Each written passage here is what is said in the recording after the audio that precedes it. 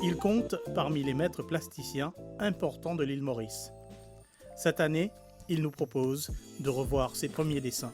Durant le mois de janvier 2020, Ismet Ganti, qui compte facilement un demi-siècle de carrière, lançait un livre entièrement consacré à ses premiers dessins. À la différence des traditionnelles expositions, ce livre-objet est pour Ismet Ganti un moyen de partager ses créations avec les autres dans un format plus intimiste.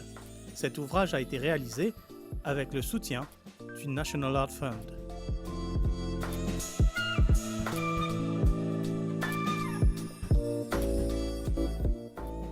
Alors, c'est à plusieurs volets, bien sûr. Ça a été fait dans le contexte des projets parrainés par le National Arts Fund, donc c'est le premier, et c'est mon premier livre en tant que tel. J'ai dans l'idée de faire plusieurs livres sur plusieurs aspects de mon travail. Pourquoi? Parce qu'en Maurice, une fois l'exposition terminée, les œuvres rentrent et puis on ne les voit plus. Donc c'est une manière de diffusion pour que ça reste dans le public, qu'on puisse voir régulièrement. Donc il y aura plusieurs livres dans l'avenir qui sont donc en gestation. Maintenant, qu'est-ce que ça raconte sur l'artiste? Rien. C'est une boutade. Parce qu'aujourd'hui, les artistes veulent plus qu'on parle d'eux que du travail qu'ils font. Moi, pas envie qu'aux autres, moi envie qu'aux autres, mon travail. Il faut que le travail soit vu, que le travail soit diffusé et qu'il y ait une porte d'intérêt. Pas parce qu'il y a mon travail, parce qu'il y a un travail d'artiste. Dans un paysage contemporain où le dessin reste souvent en arrière-plan par rapport à la peinture, cette publication présente le parti pris original de valoriser cette discipline propre à tout artiste.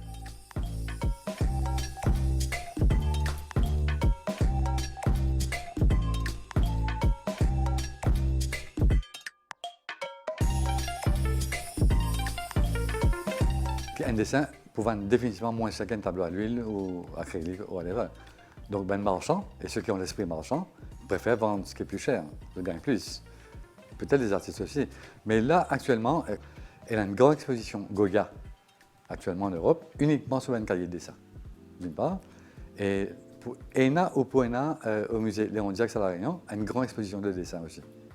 Donc, quelque part, ben, organisateur, comme on se comprend, qui bien refait de la place au dessin, parce que tout un artiste dessinait avant. C'est pas parce qu'un dessin est un dessin préparatoire, c'est un croquis, qu'il est moins bien qu'un dessin fini ou un tableau fini.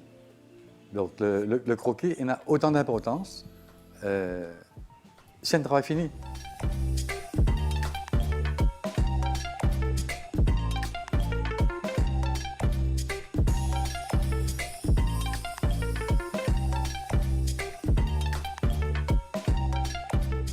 Bon, ben, il fallait bien commencer par quelque chose. Donc, mon préféré, commencer avec un dessin de la première heure.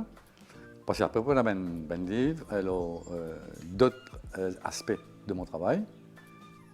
Par exemple, on a l'idée de faire un album de décor de télévision, qui a été mon métier pendant plus de 20 ans. On a un livre, on a l'affiche, on a un livre, on a un design. Donc là, c'était beaucoup plus sur la partie strictement en plastique. Donc, tant qu'à faire, je commence avec le début.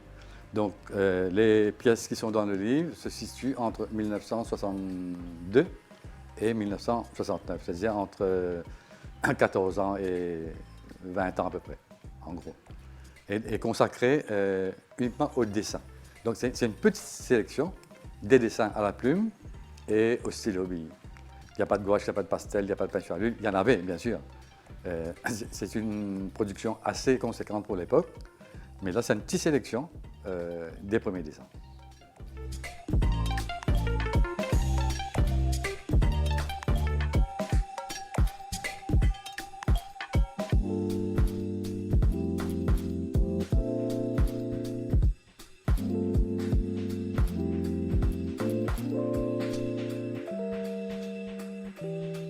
Donc, le dessin, la technique, en fait, la technique, le médium utilisé, a sa propre logique et amène à faire des choses de manière plus spécifique dans un sens plutôt que dans l'autre. Quand on peint, on voit les choses différemment.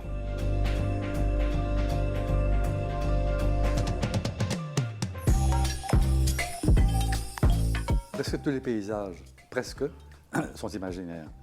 Donc c'est déjà une manière de dire que ce qui est passé par le cerveau était aussi important que ce que je voyais quand j'avais cet âge-là. Donc ça reste encore valable.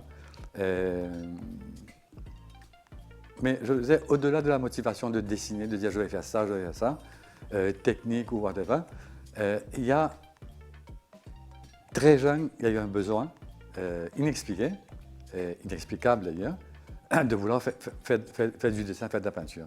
Sans savoir à quoi ça menait, pourquoi il fallait le faire, c'est des questions que je ne me posais pas. Quand j'avais 8, 9, 10 ans, je dessinais, il n'y avait pas d'objectif. C'était purement le besoin de dessiner.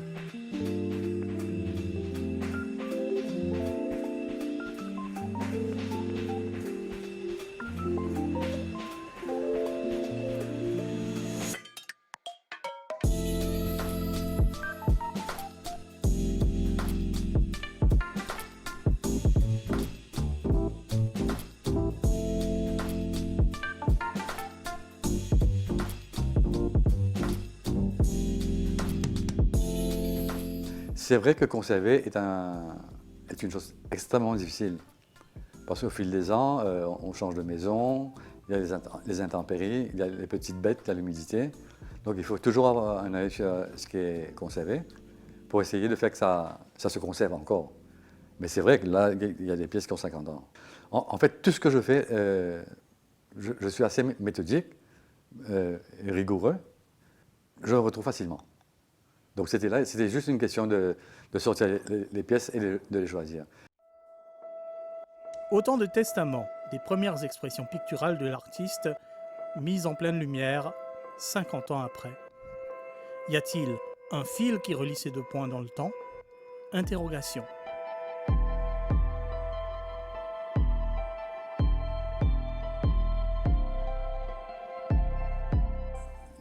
Le début et ce qui se fait aujourd'hui et jusqu'à la fin, c'est la même personne. Donc bien la même préoccupation, mais il y a peut-être une manière différente d'approcher, par la réflexion, par la technique, les méthodes, etc.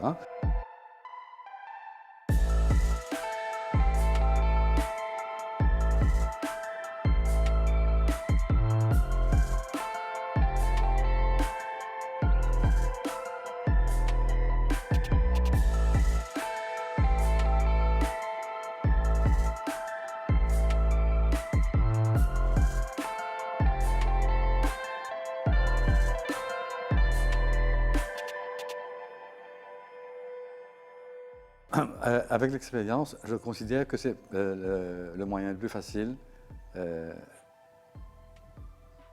pour que le public accède à ce travail. Parce que même si c'est une vidéo, par exemple, il y a très peu de personnes qui vont se dire « ouais, je vais aller revoir la vidéo que j'ai vue il y a 20 ans ou 10 ans ». Tandis que le livre, il est là. Je suis convaincu que le livre est un moyen de diffusion accessible, juste et facile. Comme toutes les publications, je veux dire, quelqu'un achète le livre, donc il a les dessins chez lui. Pas les originaux, bien sûr, mais il peut les revoir n'importe quand. Tandis qu'on fait une exposition aujourd'hui, c'est une promesse que les œuvres vont rentrer dans les cartons et ils ne vont pas ressortir avant 30 ans, ou plus, ou pas du tout. Donc là, c'est vraiment une manière de pérennité d'une part, mais de diffusion. J'insiste sur le terme, c'est la diffusion, pour que ça soit dans le public, avec le public. C'est long, de toute façon, c'est long. Ça a pris presque 8 mois.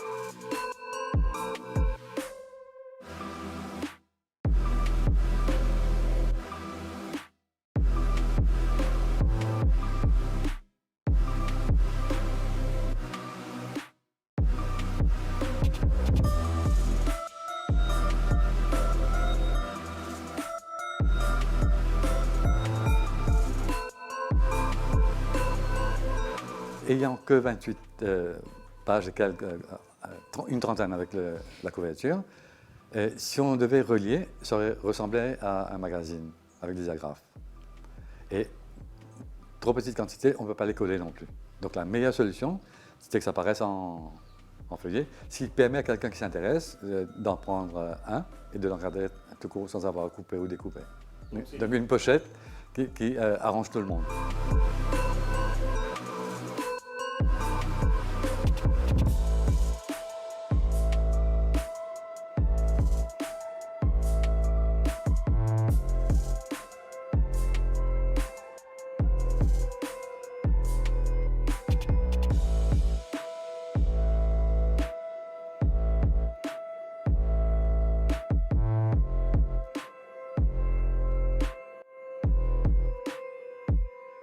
Vu le contexte dans lequel on vit, c'est clair qu'il faut faire soi-même une partie du travail de diffusion et de pérennité. Ailleurs, ça se fait autrement, mais on n'est pas ailleurs, on est ici. Donc oui, on a une responsabilité de passer le flambeau. Ce que j'attends, rien. Une fois que c'est parti, c'était ça le but, que ça puisse être visible et accessible. Et peut-être pour revenir un petit peu, en arrière, ce qui m'intéresse, ce n'est pas de me montrer, mais de montrer le travail. Et je pense que tout travail d'artiste, de recherche, relève de la pensée, comme la bonne musique, comme l'écriture, et que les artistes doivent faire avancer la pensée. En faisant avancer la pensée, on fait avancer l'humanité.